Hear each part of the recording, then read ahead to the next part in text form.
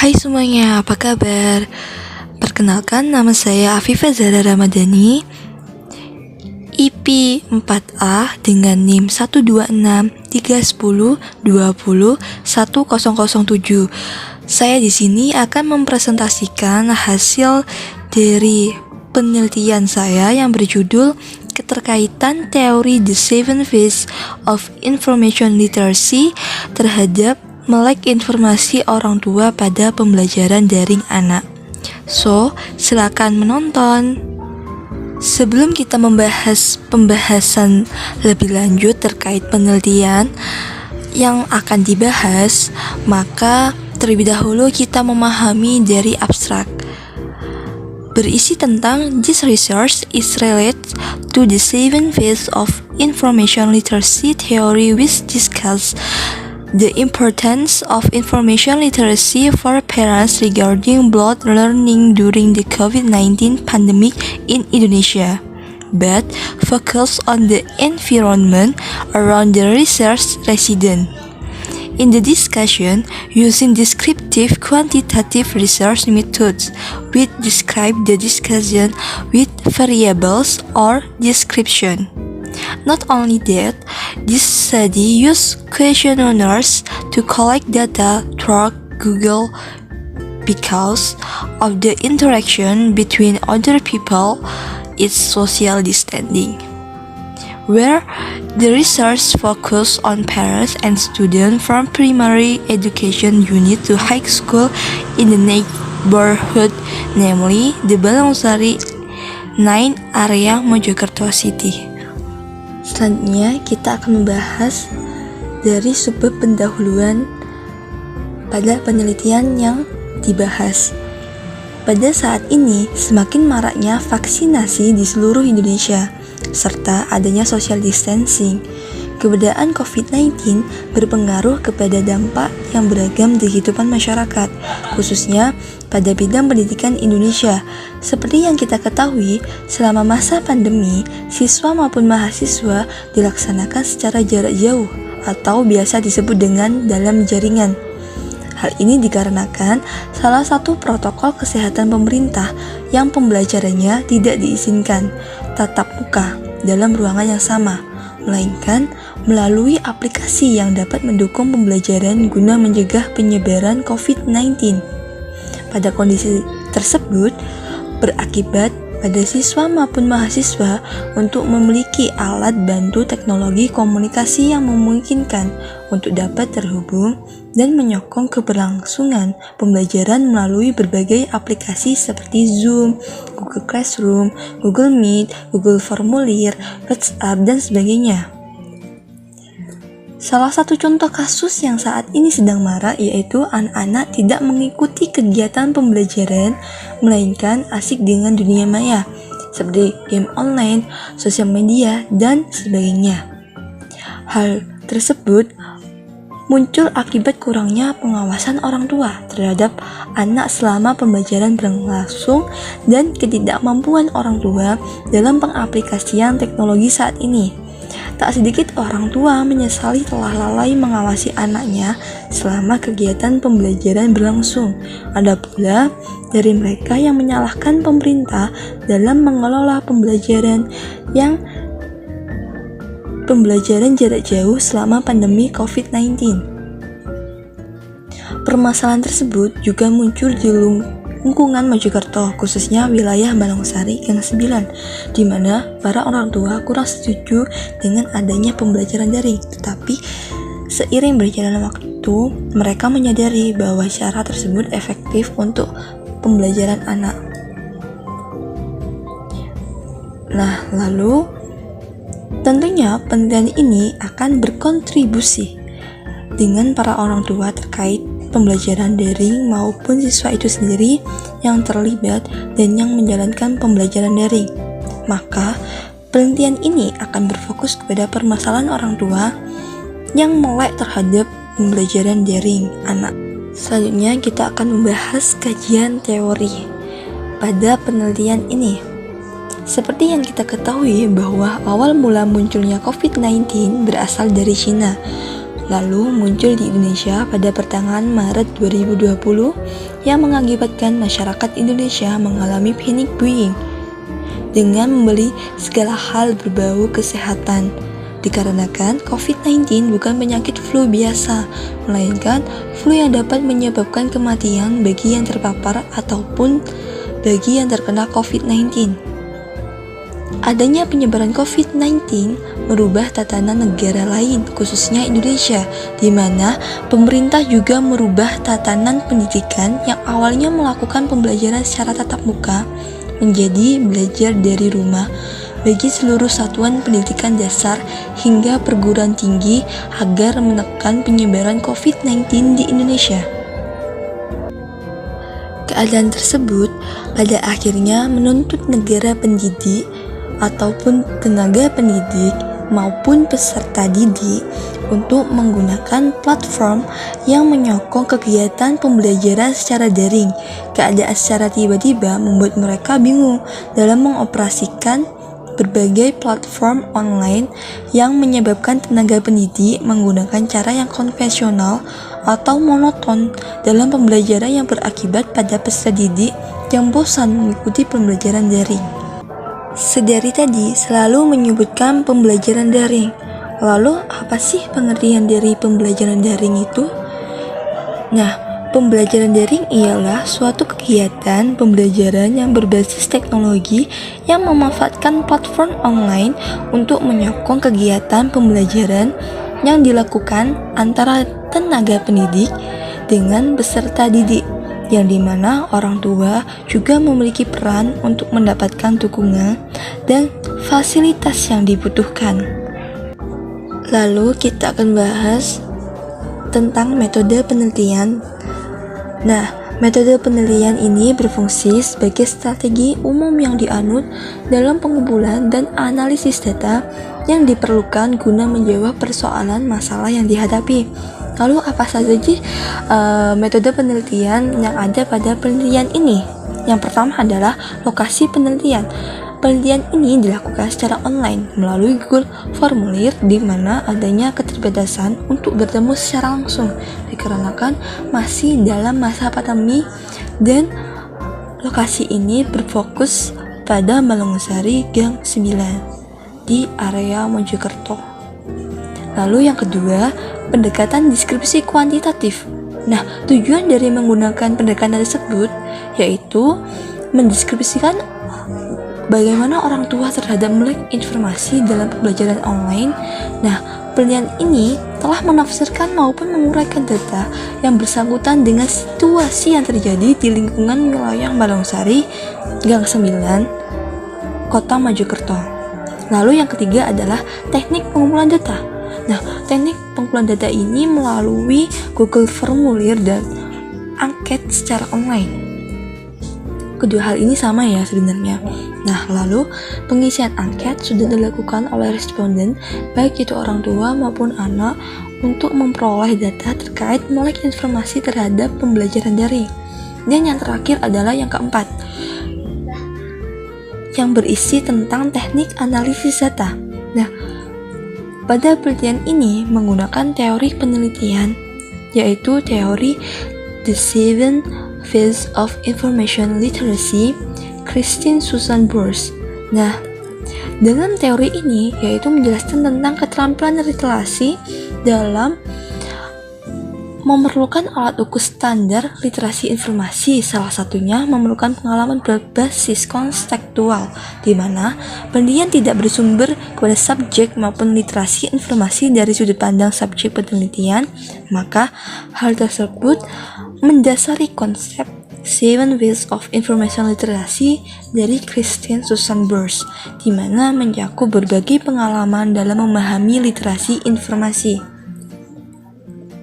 Seperti yang kita ketahui bahwa konsep The Seven Phases of Information terbagi menjadi 7 kategori. Nah, tahapan tersebut adalah konsep proses informasi. Konsep proses informasi ialah proses penggunaan dalam memproses informasi dengan mampu menyerap informasi yang didapat sesuai dengan kebutuhan dan berguna untuk mencapai suatu tujuan. Nah, dalam kemampuan literasi informasi terdapat makna terhadap melek informasi. Maksudnya itu gimana sih? Nah, maksudnya itu adalah seseorang harus dapat menemukan informasi dan bersikap selektif terhadap sumber informasi yang diperoleh dengan tepat dan jelas agar dapat menyelesaikan tugasnya dalam mencari informasi yang dibutuhkan.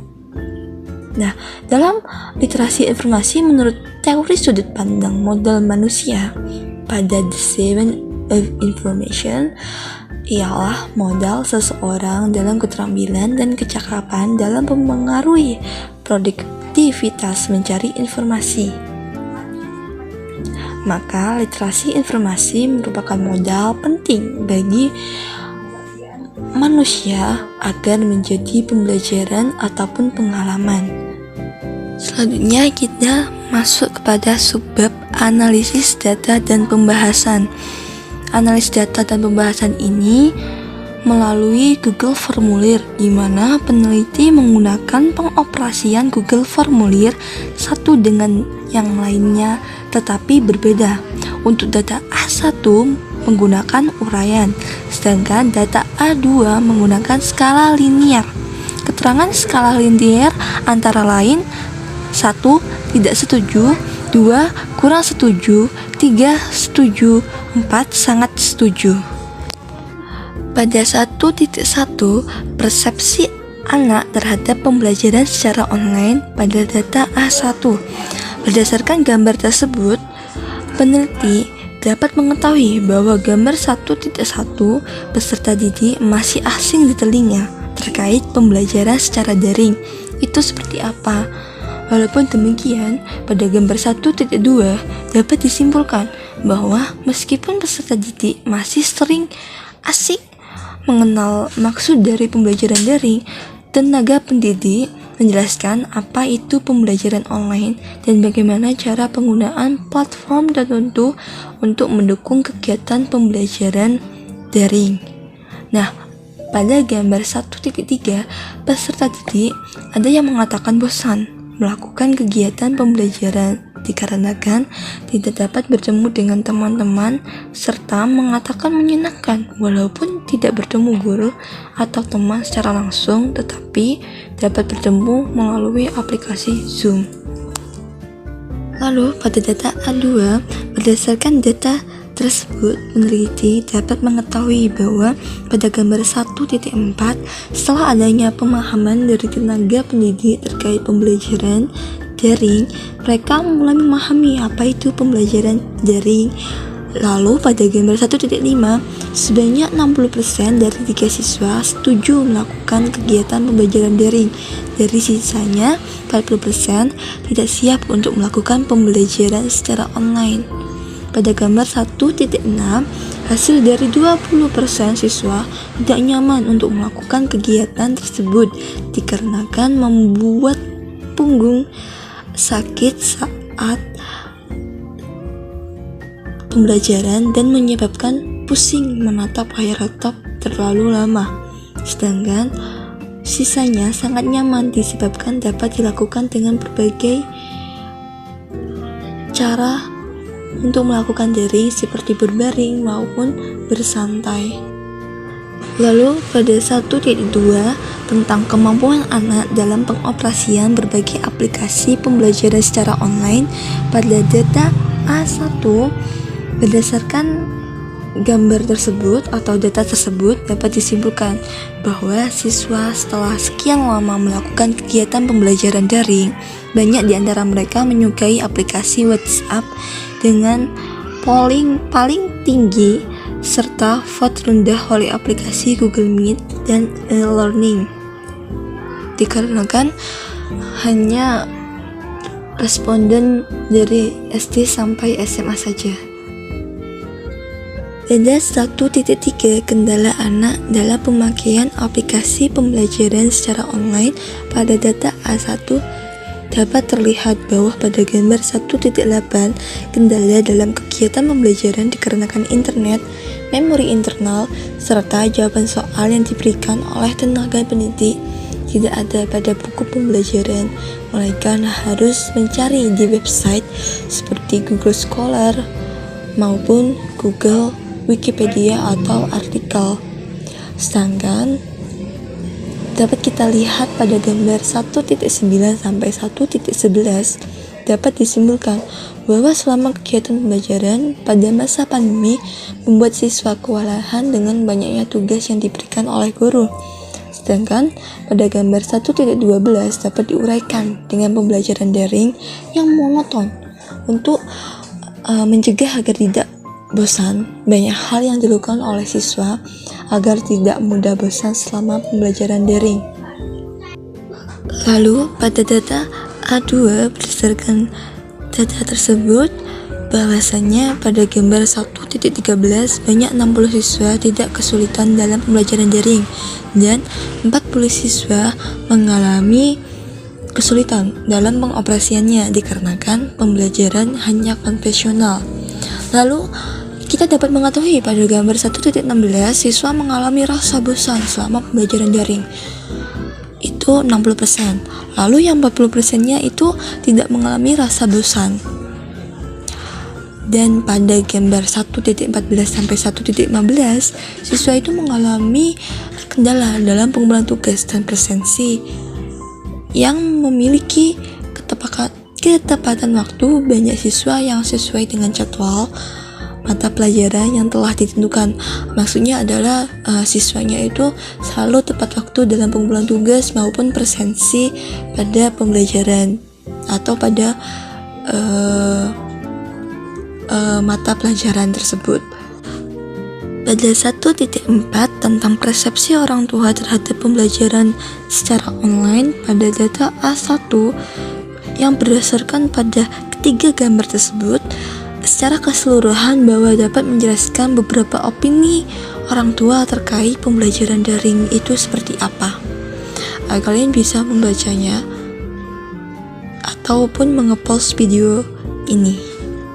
Lalu pada data A2 dari ketiga gambar tersebut, secara keseluruhan peneliti dapat menyimpulkan bahwa mayoritas orang tua siap dalam hal mendukung, memfasilitasi, serta mengawasi anak selama pembelajaran daring berlangsung di masa pandemi, kecuali pada awalnya orang tua tidak siap dalam menghadapi pembelajaran daring anak. Maka hal ini dapat disimpulkan bahwasanya seiring berjalannya waktu, orang tua dapat memposisikan dirinya pada pembelajaran daring anak. Pada 1.5, kemampuan orang tua dalam pengoperasian berbagai aplikasi pembelajaran secara online. Data A1 dijelaskan pada gambar atau data secara keseluruhan. Peneliti dapat menyimpulkan bahwa mayoritas orang tua mengetahui berbagai aplikasi pada teknologi komunikasi, tetapi belum tentu dapat menggunakan aplikasi tersebut dalam pembelajaran daring anak. Pada data A2, orang tua dapat memahami pembelajaran daring anak setelah mereka mengawasi, memfasilitasi anak dalam proses belajar pada pembelajaran daring. Jadi semakin perlahan mereka memahami apa saja dan bagaimana cara menggunakan aplikasi tersebut. Walaupun ada beberapa juga yang masih belum memahami atau belum bisa menggunakan aplikasi pembelajaran daring anak. Pada 1.6, kendala orang tua dalam pemakaian aplikasi pembelajaran secara online pada data A1 dapat dijelaskan pada gambar tersebut atau data tersebut. Dapat kita lihat bahwa bagaimana cara orang tua agar anak tidak mudah bosan selama pembelajaran daring, serta apa sih tantangannya atau tantangan apa saja selama mengawasi anak dalam pembelajaran daring. Pada data A2 berdasarkan gambar 1.29 sampai 1.31 orang tua akan selalu mendukung, memfasilitasi, mengawasi anak dalam upaya kedisiplinan anak dan mengayomi anak selama pembelajaran daring berlangsung. Maka hal ini menyebabkan mayoritas orang tua mengalami tersitanya banyak waktu untuk mengawasi anak selama pembelajaran daring dan membuat semua tatanan pembagian waktu orang tua berubah drastis. Maka kesimpulan dari hasil analisis data yang telah diperoleh dari Google Formulir sehingga memperoleh data yang kemudian dianalisis dengan melihat kajian teori serta teknik analisis data yang disebutkan pada bagian sebelumnya. Maka bagaimana upaya agar orang tua melek terhadap pembelajaran daring anak? Harus melihat persepsi dari orang tua mengenai bahwa pembelajaran sangat efektif dilakukan pada masa pandemi dengan alasan mementingkan keselamatan anak dari penyebaran COVID-19. Ada pula yang mengatakan tidak efektif dikarenakan jika pembelajaran secara langsung saja masih kurang kualitasnya apalagi secara daring, sehingga tidak memungkinkan menuju pencapaian pembelajaran. Dengan adanya berbagai persepsi tersebut, sebagai seorang anak dan guru memberikan pengertian bahwa cara tersebut itu merupakan cara yang ampuh untuk solusi dari pandemi berlangsung agar pembelajaran daring di satuan pendidikan dasar hingga perguruan tinggi tidak berhenti sampai waktu yang ditentukan. Selain itu, tak hanya pengenalan terhadap berbagai platform pembelajaran daring dari tenaga pendidik kepada peserta didik saja, melainkan orang tua di sini itu juga berperan penting atau ikut serta dalam mempelajari platform tersebut sebagai pendamping anak selama kegiatan pembelajaran daring berlangsung pada masa COVID-19.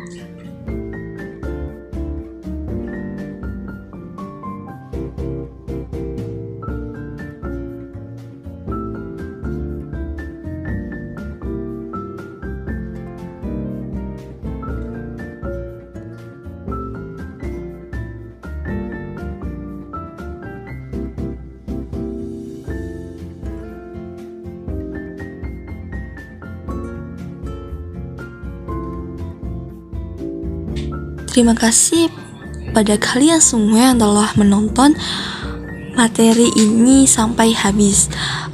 Dan sampai jumpa pada kesempatan lain kali. Bye-bye.